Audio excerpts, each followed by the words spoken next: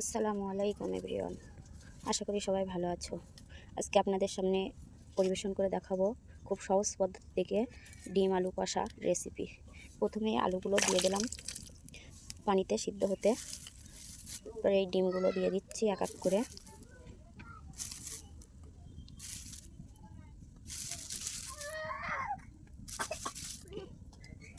এই ডিম আলুগুলো ভালোভাবে সিদ্ধ করে নেব, যত সময় সেটা 80% সিদ্ধ না হয়।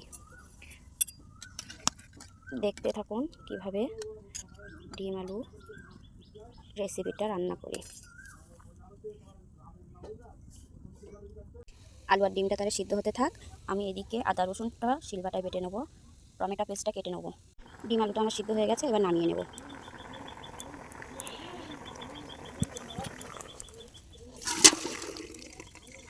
ডিম আলুটা নামিয়ে নিলাম, ডিমগুলো আমি ঠান্ডা পানিতে ভিজিয়ে দেবো।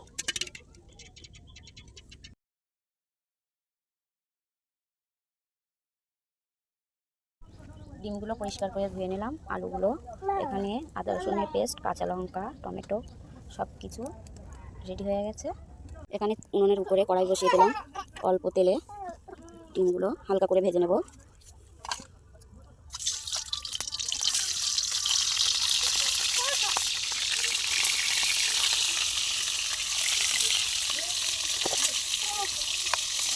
হলুদ,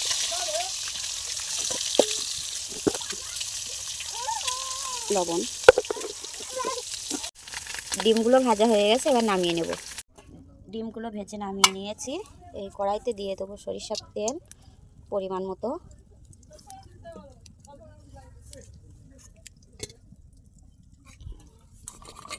দিয়ে দেবো পেঁয়াজ কুচি। পেঁয়াজগুলো লাল লাল হওয়া পর্যন্ত অপেক্ষা করব।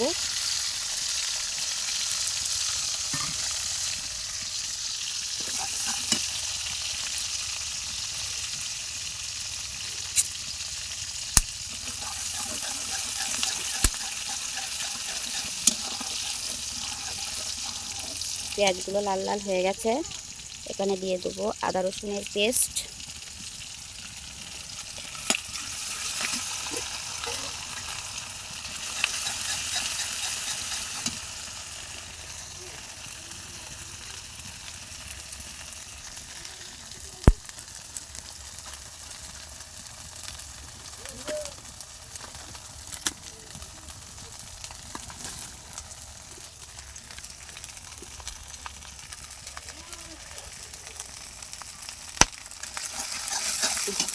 দিয়ে দেবো টমেটো কুচি,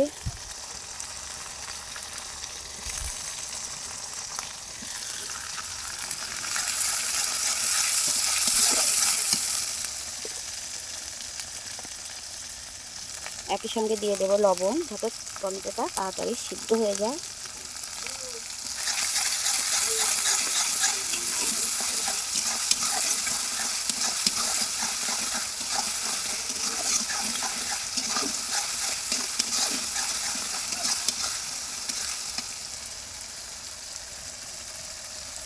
দিয়ে দেবো অল্প করে পানি,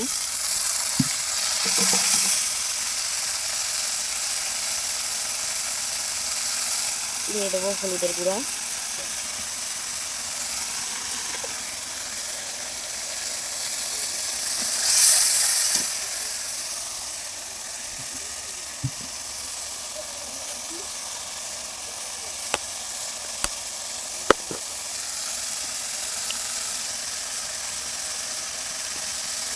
দিয়ে দেবো পরিমাণ মতো শুকনো ঝালের গুঁড়া। আপনারা যে যেরকম ঝাল খেতে চান সেইভাবে দেবেন, ঝালটা আপনাদের ইচ্ছা মতো কমিয়ে বাড়িয়ে দিতে পারেন। সঙ্গে দিয়ে দেবো গরম মশলার গুঁড়ো, দেবো মিট মশলার গুঁড়ো,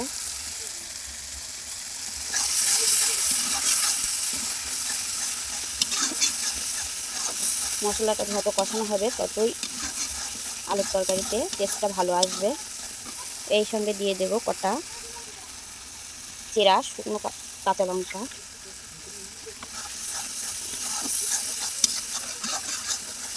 মশলা থেকে গন্ধ ছেড়ে গেছে। এরপরে দিয়ে দেব সিদ্ধ করে রাখা আলুগুলো, যেটা আমি আগে সিদ্ধ করে রেখেছিলাম। দেখুন দেখতে কতটা লোভনীয় লাগছে।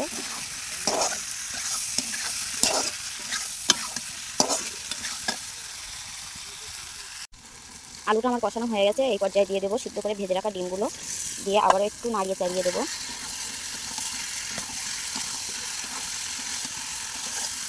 যাতে ডিমটা আলুর সঙ্গে ভালোভাবে একটু মিশিয়ে দেয়, তাতে টেস্টটা আরও ভালো আসবে। আমার মেশানো হয়ে গেছে, দিয়ে দেবো পরিমাণ মতো পানি।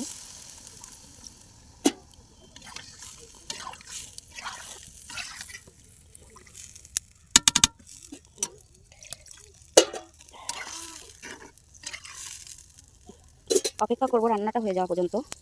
রান্নাটা আমার হয়ে গেছে, এবার নামিয়ে নেব। নামিয়ে দেখবো কেমন হলো।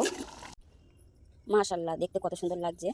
আপনাদের যদি ভালো লেগে থাকে আমার রান্নাটা, প্লিজ একটা লাইক সাবস্ক্রাইব করে দেবেন। ধন্যবাদ।